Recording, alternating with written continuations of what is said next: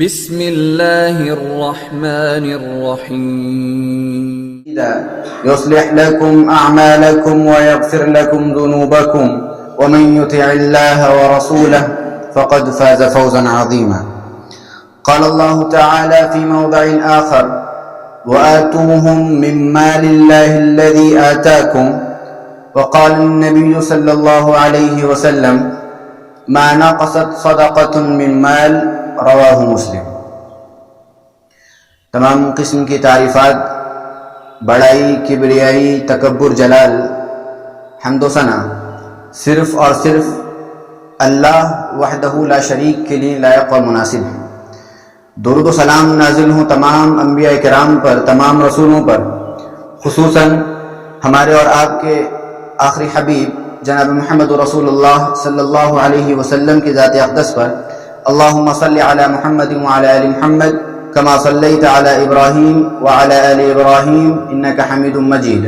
اللہم بارک علی محمد وعلی آل محمد کما بارکت علی ابراہیم وعلی آل ابراہیم انکا حمید مجید. حاضرین جمعہ، نبی صلی اللہ علیہ وسلم نے اسلام کی 5 بنیادیں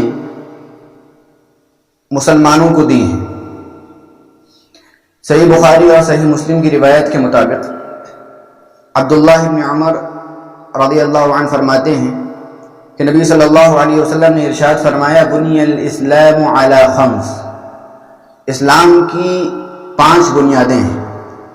شہادت لا الہ الا اللہ وان محمد رسول اللہ، اس بات کی گواہی دینا، اس بات کا اقرار کرنا کہ اللہ کے سوا کوئی سچا معبود نہیں اور محمد صلی اللہ علیہ وسلم اللہ کے رسول ہیں. وإقام الصلاۃ، دوسری بنیاد نماز قائم کرنا. وإیتاء الزکاۃ، تیسری بنیاد زکوٰۃ دینا. والحج وصوم رمضان، اور چوتھی 5ویں بنیاد یہ ہے کہ رمضان کے روزے رکھنا اور حج کرنا.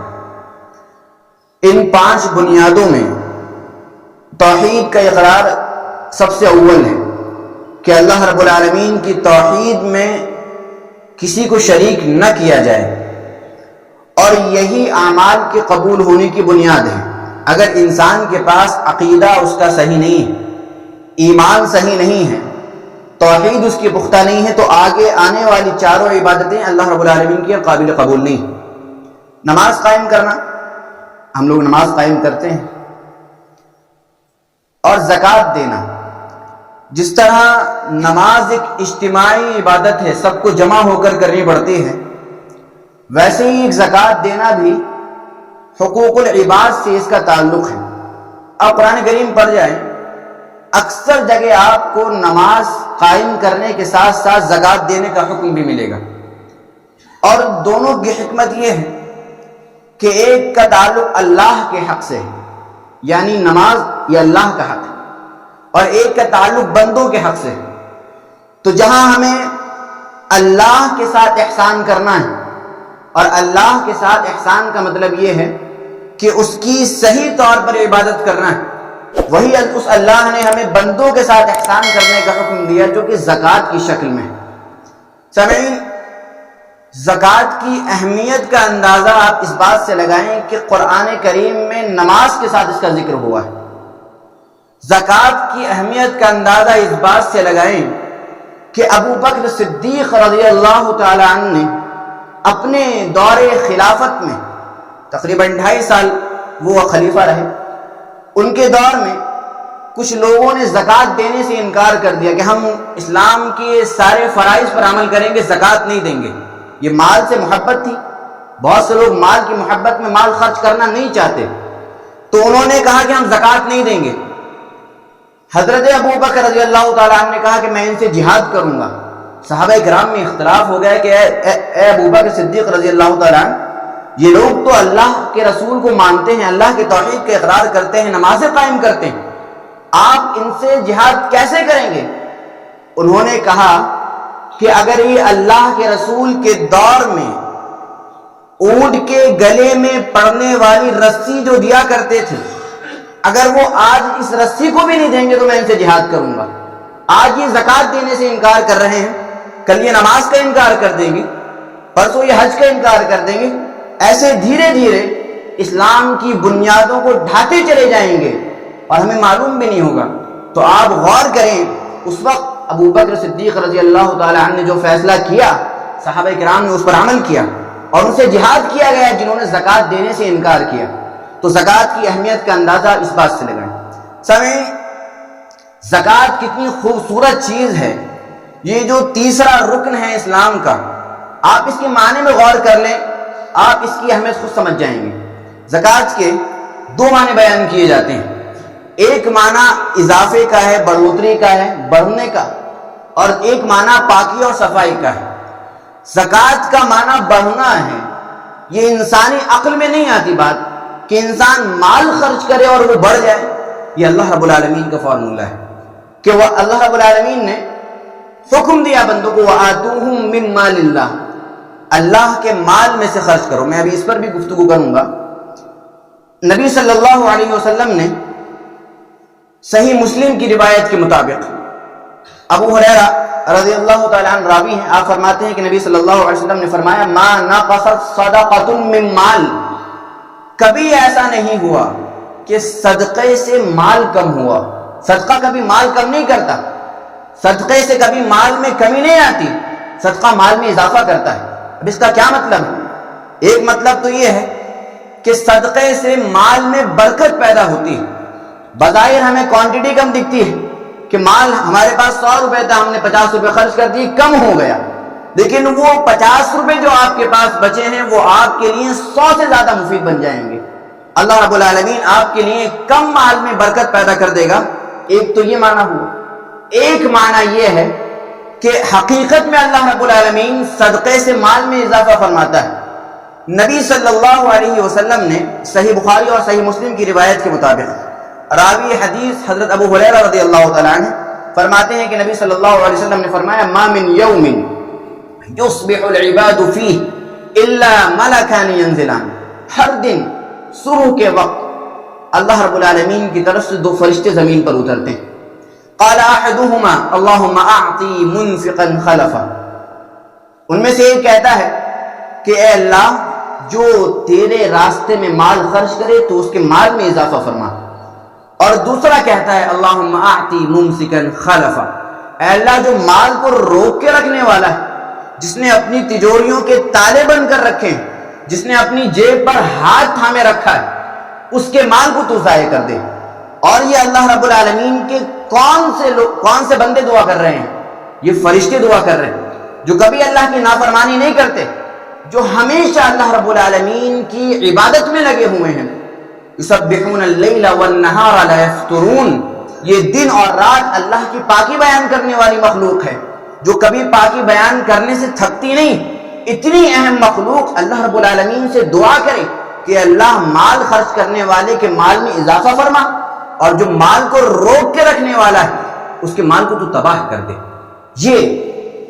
یہ اس حدیث سے معلوم کیا ہوا کہ حقیقت میں اللہ رب العالمین جو ہے مال میں اضافہ فرماتا ہے.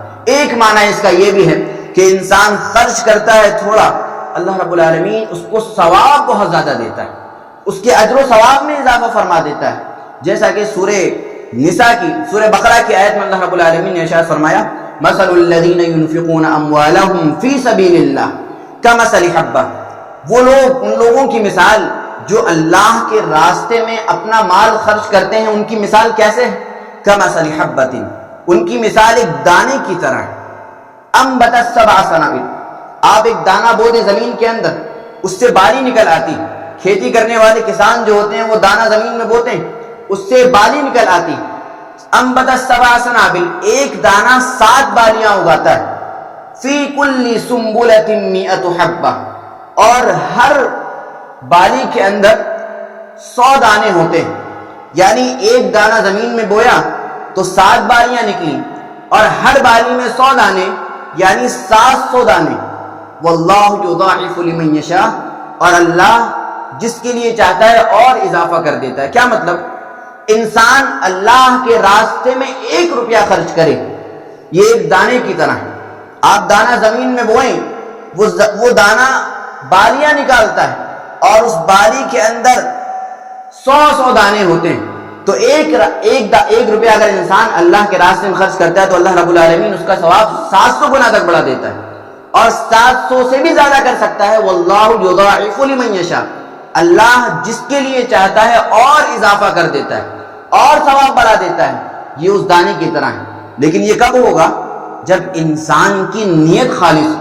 ہم 1 روپیہ دیں تو یہ سوچ کر دیں کہ ہمارے دائیں ہاتھ نے جو خرچ کیا ہے بائیں کو معلوم نہ ہو، یہ سوچ کر دیں کہ صرف اللہ کے لیے یہ مال دے رہا ہوں، اور اللہ کا مال اللہ کے راستے میں اللہ کی مرضی کے مطابق دے رہا ہوں۔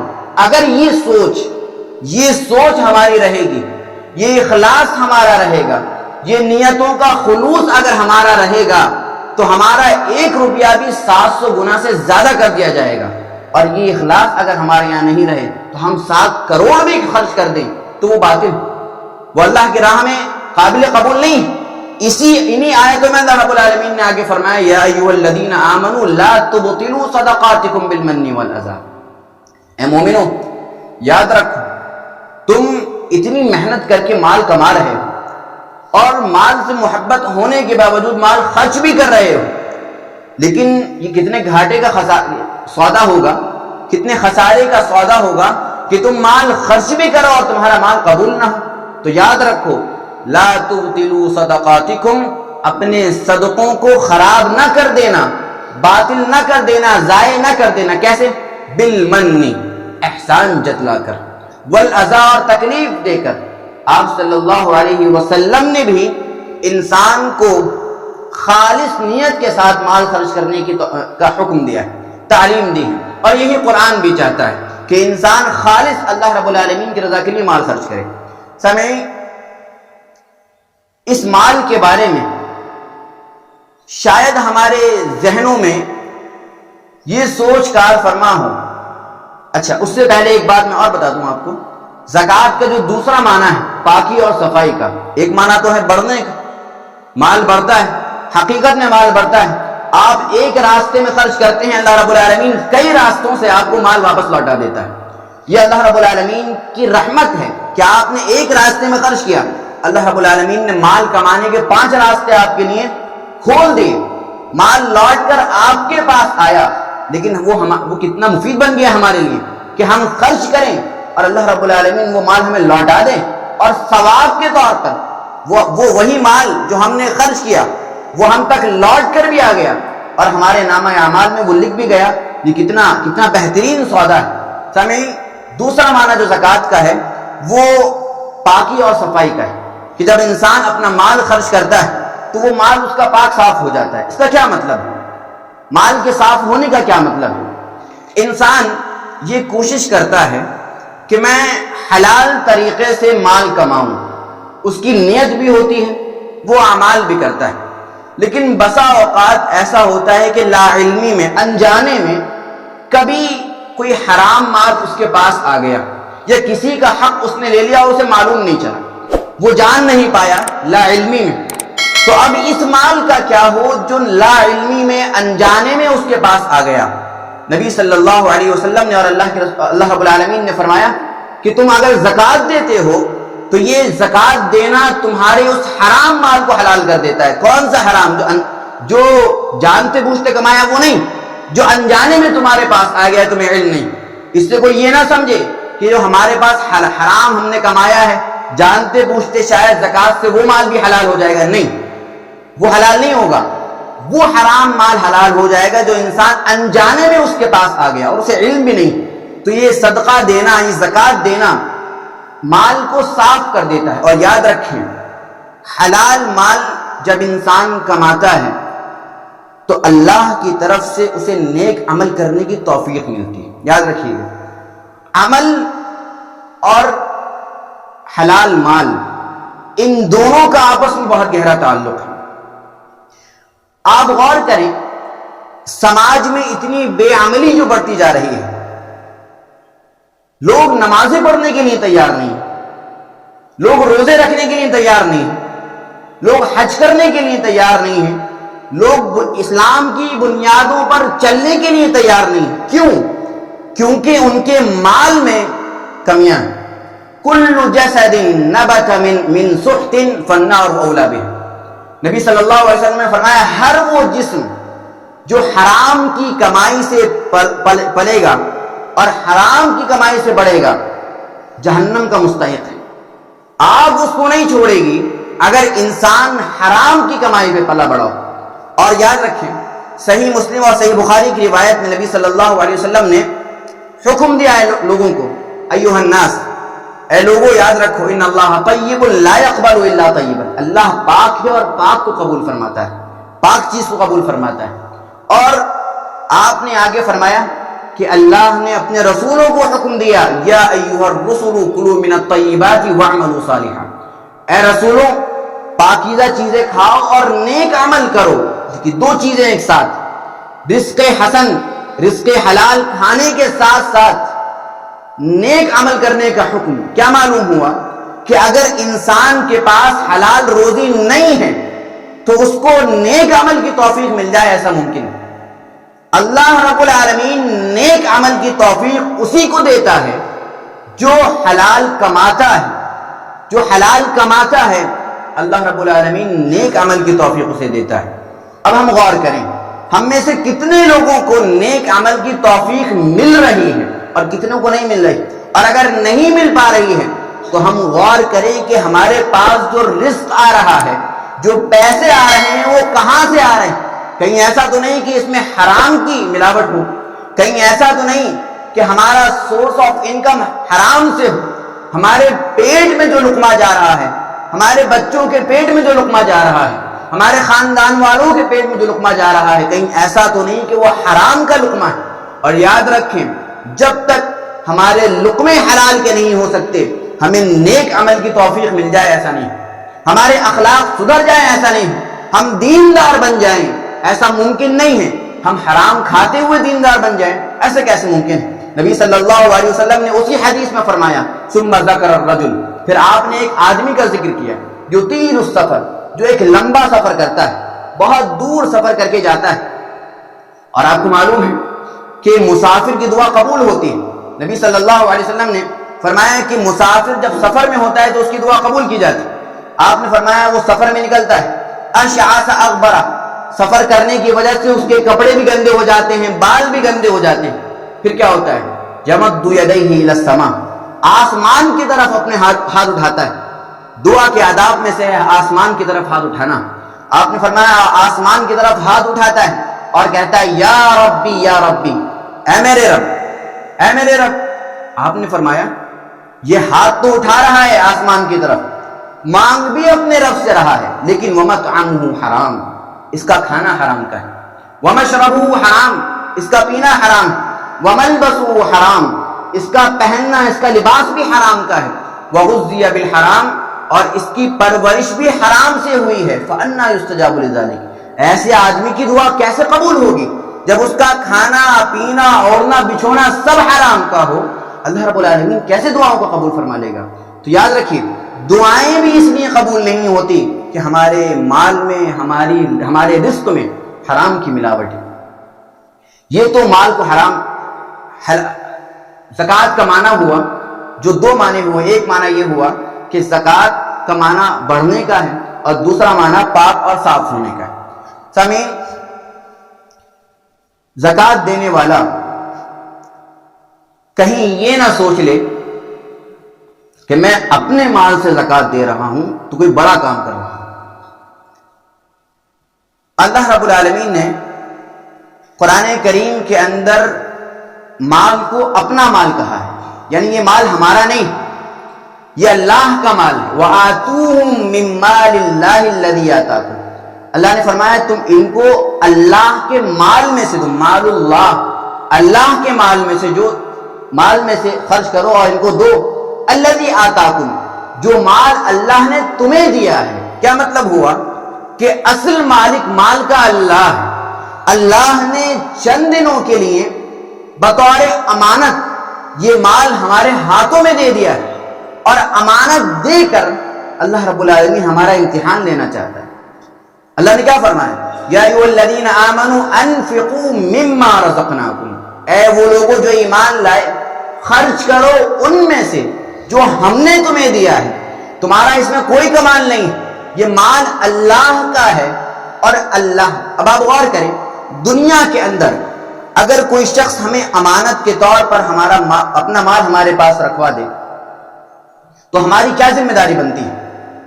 جہاں وہ ہم سے خرچ کرنے کو کہے گا ہم خرچ کریں گے، کیونکہ مال اس کا ہے، اس نے ہمارے پاس رکھوا دیا ہے۔ اگر دنیا میں کوئی مال کسی دوسرے کا ہے اور وہ جس کے پاس مال رکھوا رہا ہے اس سے خرچ کرنے کو کہے اور وہ خرچ نہ کرے تو کوئی وہ مطمئن ہو کر بیٹھ جائے گا، کہے گا بھائی مال میرا ہے، مال میرا ہے، میں نے تمہارے پاس رکھوایا ہے، تو اس میں امانت کی ذمہ داری کیا ہے؟ امانت کیا ہے کہ تم خرچ کرو جہاں میں کہوں، اور انسان خرچ نہ کرے تو یہ بہت بے وقوفی ہے، یہ اس امانت میں خیانت ہے۔ اللہ نے مال دیا ہے، مال اللہ کا ہے، اور اس نے جہاں خرچ کرنے کو کہا ہے یہ ہماری ذمہ داری ہے کہ ہم وہاں خرچ کریں۔ اور یہ بخیلی کا سب سے اعلیٰ معیار ہے کہ مال کسی اور کا ہو اور ہم خرچ کرنے سے رکیں۔ بھائی مال ہمارا ہوتا اور ہم رک جاتے تو سمجھ میں آتا، مال کسی اور کا ہے اور وہ خرچ کرنے کو کہہ رہا ہے اور ہم خرچ نہیں کر رہے ہیں، یہ بخیلی کا سب سے اعلیٰ لیول، سب سے بڑی بخیلی ہے۔ اب ہم لوگ جو یہ کہتے ہیں کہ یہ مال ہمارا ہے تو یہ ہمارا اس طور پر ہے کہ اللہ نے کچھ دنوں کے لیے دے دیا ہے، ورنہ مال اگر ہمارا رہے تو ہم قبر میں ساتھ لے کر جائیں۔ کون ایسا ہے جو اپنا مال اپنے ساتھ قبر میں لے کے جاتا ہے؟ کوئی نہیں۔ بھائی جب اپنا مال ہے تو لے کر جاؤ، مال اللہ رب العالمین کا ہے، اللہ نے آج آپ کو دیا ہے، کل وہی مال آپ کی جنریشن کو مل جائے گا، وہی مال اس کے بعد والے کو مل جائے گا۔ یہ اللہ کا مال ہے جو اللہ نسل در نسل آگے بڑھاتا رہتا ہے۔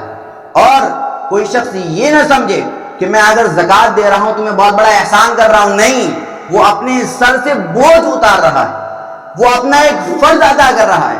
اگر وہ خرچ نہ کرے تو یہی مال قیامت کے دن اس کے لیے عذاب بن جائے گا، اگر وہ خرچ نہیں کرے گا تو یہی مال، حدیث میں آتا ہے، یہی مال اژدہے کی شکل میں انسان کے سامنے آئے گا، اس کے جبڑوں کو اپنے دانتوں سے پکڑ کے کھینچے گا اور کہے گا انا مالک انا مالک، میں تیرا مال ہوں، میں تیرا وہ مال ہوں جو دنیا کے اندر تو خوب سجا کر رکھتا تھا، خوب جمع کر کے رکھتا تھا، خرچ نہیں کرتا تھا۔ قیامت کے دن یہی مال جس کو وہ دنیا میں سب سے عزیز رکھتا ہے، قیامت کے دن یہی اس کے لیے عذاب کا ذریعہ بن جائے گا، یہ مال۔ اور دوسری چیز یہ ہے، نبی صلی اللہ علیہ وسلم کے دور میں زکوٰۃ ادا کرنے کا جو سسٹم تھا، ہم پڑھتے ہیں احادیث کی کتابوں میں اور قرآن کریم میں بھی اس کا اشارہ ملتا ہے۔ نبی صلی اللہ علیہ وسلم کے دور میں بیت المال ایک تھا۔ نبی صلی اللہ علیہ وسلم کچھ لوگوں کو یہ ذمہ داری دیتے کہ وہ جائیں اور مال جن پر زکوٰۃ فرض ہو چکی ہے ان سے زکوٰۃ لے کر آئیں، اور زکوٰۃ بیت المال میں جمع کی جاتی تھی، اور اس کے بعد جو مستحق ہوتے تھے نبی صلی اللہ علیہ وسلم ان تک مال پہنچا دیا کرتے تھے۔ یہ اجتماعی ایک نظام تھا۔ نبی صلی اللہ علیہ وسلم کے دور میں زکوٰۃ جمع کی جاتی تھی، جمع کر کے ایک جگہ رکھی جاتی تھی اور پھر وہاں سے لوگوں میں تقسیم کی جاتی تھی۔ اپنے اپنے طور پر کوئی زکوٰۃ نہیں دیتا تھا۔ نبی صلی اللہ علیہ وسلم کے دور سے اس کی دلیل نہیں ملتی کہ لوگ اپنے طور پر جس کو چاہیں زکوٰۃ دے دیں، ایسا نہیں ہوتا تھا۔ انفرادی نظام نہیں تھا، انڈیویجولی کچھ نہیں ہوتا تھا، سب لوگ مل کر نبی صلی اللہ علیہ وسلم کے پاس زکوٰۃ آتی اور آپ آگے بڑھا دیا کرتے تھے۔ یہی اصل میں اسلامی نظام ہے زکوٰۃ کا، کہ زکوٰۃ جمع کی جائے، بیت المال میں رکھی جائے اور وہاں سے مستحق لوگوں کو تقسیم کر دی جائے، یہ اصل ہے۔ اچھا، اگر کوئی اپنے طور پر زکوٰۃ دینا چاہتا ہے تنہا، تو کیا اس کی زکوٰۃ قبول ہوگی کہ نہیں ہوگی؟ ہو جائے گی، لیکن سب سے بہتر یہ ہے کہ زکوٰۃ بیت المال میں جمع کی جائے، کیونکہ نبی صلی اللہ علیہ وسلم کے دور میں یہی سسٹم تھا، یہی ہوتا تھا۔ اگر کوئی اپنے طور پر زکوٰۃ دیتا ہے تو اس کے کیا نقصانات ہوتے ہیں وہ میں آپ کو بتاؤں۔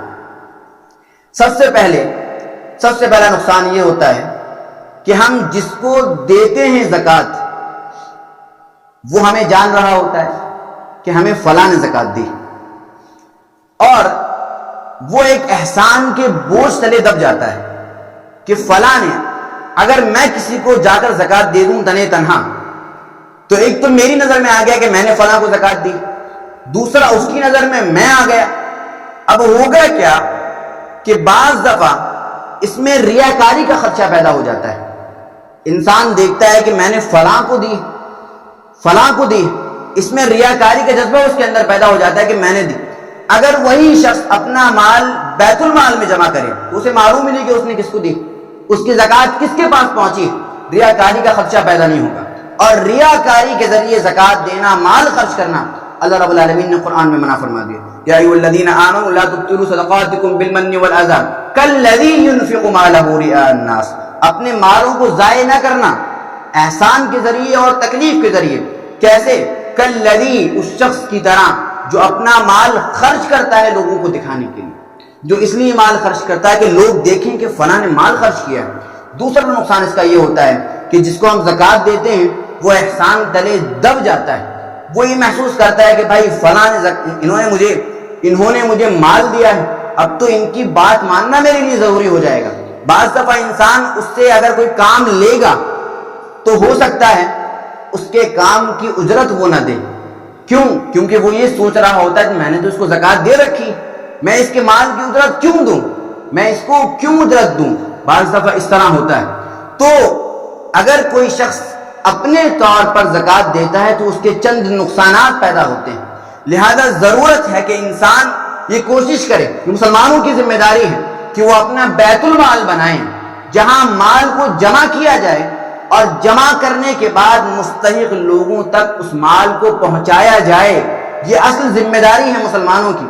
اگر مسلمان ایسا نہیں کرتے ہیں تو اللہ رب العالمین کے ہاں ان کے سلسلے میں باز پرس ہوگی۔ اور وہ یہ یاد رکھیں، زکوٰۃ دینے والا شخص ہرگز یہ نہ سمجھے کہ میں کوئی احسان کر رہا ہوں، وہ یہ سوچے کہ اللہ نے مال دیا ہے، اللہ نے خرچ کرنے کو کہا ہے، تو میں اپنے مستحق بھائیوں پر خرچ کروں، یہ میری ذمہ داری ہے۔ اللہ رب العالمین نے اگر مجھے مال دیا ہے اور اگر میں زکوٰۃ نہیں دیتا تو اس کا کیا مطلب نکلتا ہے؟ ظاہر ہے وہ مال ہم خود کھا لیں گے یا کسی کو اور کو کھلا دیں گے اپنے گھر والوں کو۔ اس کا مطلب کیا ہوا؟ اللہ نے ہمیں دینے والا بنایا تھا، ہم لینے والے بن گئے۔ اگر ہم زکوٰۃ نہیں دیتے ہیں اس کا سیدھا سا مطلب یہ نکلتا ہے کہ ہم زکوٰۃ کھا رہے ہیں۔ اگر ہمارے اوپر زکوٰۃ فرض ہو چکی ہے اور ہم نے اپنے مال سے زکوٰۃ نہیں دی، وہ مال کہاں گیا؟ ہمارے استعمال میں آیا، اس کا مطلب ہم اپنی زکوٰۃ خود کھا گئے۔ اللہ نے ہمیں درجہ دیا تھا زکوٰۃ دینے والے کا، ہم نے اس درجے پر رہنا پسند نہیں کیا، ہم نے کہا تو ہم زکوٰۃ کھانے والے بنیں گے۔ کتنے لوگ ہیں زکوٰۃ فرض ہے اور زکوٰۃ نہیں دیتے اور یہ سوچ رہے ہیں کہ کوئی مسئلہ نہیں، بھائی زکوٰۃ کھانے والے بن رہے۔ الید العلیا خیر من الید السفلی، دینے والا ہاتھ، اوپر والا ہاتھ نیچے والے ہاتھ سے بہتر ہوتا ہے، یعنی دینے والا ہاتھ لینے والے ہاتھ سے بہتر ہے۔ اللہ نے اگر آپ کو ایک مقام دیا ہے، اس مقام کا شکر یہ ہے کہ ہم اس مقام پر رہتے ہوئے اللہ کی فرما برداری کریں، یہ نہیں کہ اس مقام سے نیچے گر جائیں۔ اگر اللہ نے آپ کو دینے والا بنایا ہے تو یہ اللہ نے آپ کو عزت دی، اللہ نے آپ کو مقام دیا ہے، اور اس مقام پر رہنا یہ ایک نعمت ہے، یہ اللہ کی نعمت ہے، اس کا احسان ہے کہ اس نے آپ کو اونچے درجے والا بنایا ہے، اور اس اونچے درجے پر رہ کر اس کا کیوں اتنی میں تو قرآن کا داعی ہوں، رسول اللہ